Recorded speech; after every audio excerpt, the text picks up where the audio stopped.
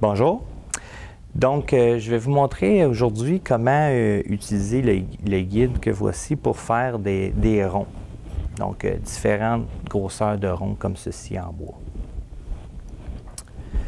Donc, vous voyez le guide ici, il y a différents trous. Puis, vis-à-vis chaque trou, on a le rayon du cercle qu'on va faire, puis le diamètre. Donc, c'est à vous de choisir un des diamètres qui correspond à ce que vous voulez. Admettons, comme pour aujourd'hui, je vais faire un diamètre de 68 mm. Donc, dans ce cas-là, je vais utiliser une tige que je vais mettre dans le trou qui correspond au rond que je veux faire. Ceci, ça va aller comme ceci sur le plateau. Donc, on prend un bloc, puis, comme je vous disais, le rayon est important. Donc, j'ai un trou à faire de 1/8 que je vais faire sur la perceuse à colonne. Puis, ce qui est important, c'est qu'entre mon trou puis un des côtés, j'ai le bon rayon. Dans ce cas-ci, j'ai le rayon de 34. Il faut que je m'assure que sur les côtés, c'est plus que 34. Dans ce cas-ci, là, j'ai 40, 39, puis ici, j'ai encore beaucoup plus. Donc, il n'y a pas de problème, je vais pouvoir faire mon sec. J'ai suffisamment de bois de chaque côté. Donc, ce que je fais, je vais insérer mon bout de bois dans la tige.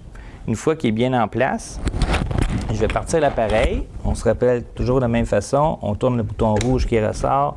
On pèse le bouton vert.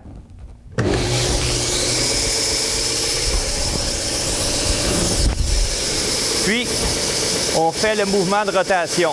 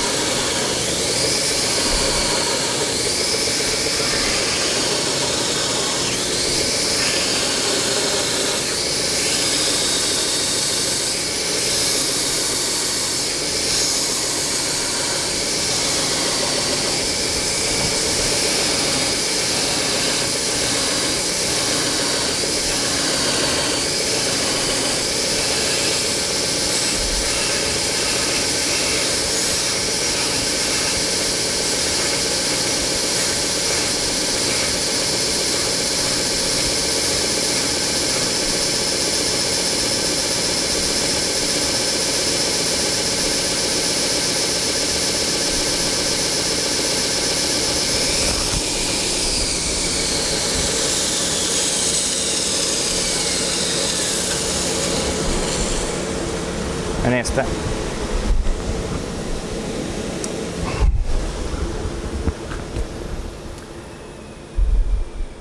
On voit ici que mon rond est terminé.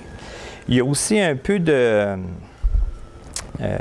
restant de bois qui reste. On peut soit l'enlever à main ou le remettre en place et le finaliser de l'autre côté.